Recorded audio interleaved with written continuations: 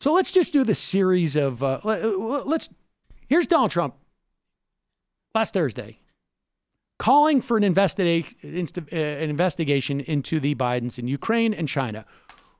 We know, we said at the time why he was doing this. I still think it stands that he was doing this call specifically to normalize essentially what was criminal activity. Now, I've seen some takes on Twitter. Maybe we'll get to this when we get to the Ron Johnson thing. Here, so let's hear this call, because we have a lot. The real issue here now is the Republican Party. This party full, I don't want to call them cowards because I think that gives them too much credit. I honestly do. They're corrupt AF, as the kids would say. Not necessarily the kids, but and the adults. We have tremendous power. What exactly did you hope Zelensky would do about the Biden after his phone call? Exactly. Well, I would think that if they were honest about it, they'd start a major investigation into the Bidens. It's a very simple answer. They should investigate the Bidens, because how does a company that's newly formed, and all these companies, if you look at, and by the way, likewise, China should start an investigation into the Bidens, because what happened in China is just about as bad as what happened with Ukraine. So I would say that President Zelensky, if it were me, I would recommend that they start an investigation into the Bidens. Because okay, now isn't that funny? Isn't that hilarious joke? Why do I say that's a hilarious joke?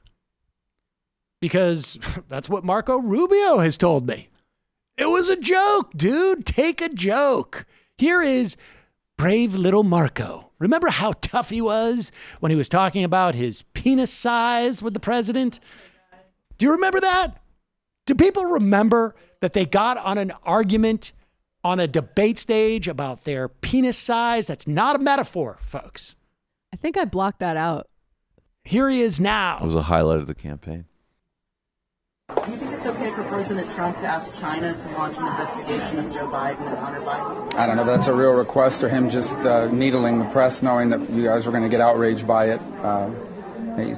He's pretty good at getting everybody fired up, and he's been doing that for a while, and the media responded right on task.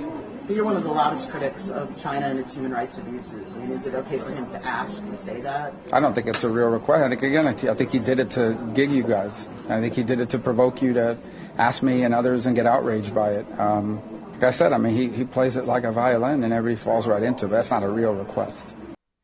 Yeah, you shouldn't take him serious. I don't take the president seriously when he says stuff. He was just digging with, why would we in any way get upset about what the president says? I mean, this is the most disingenuous, and like I say, cowardly is too kind of a word for this.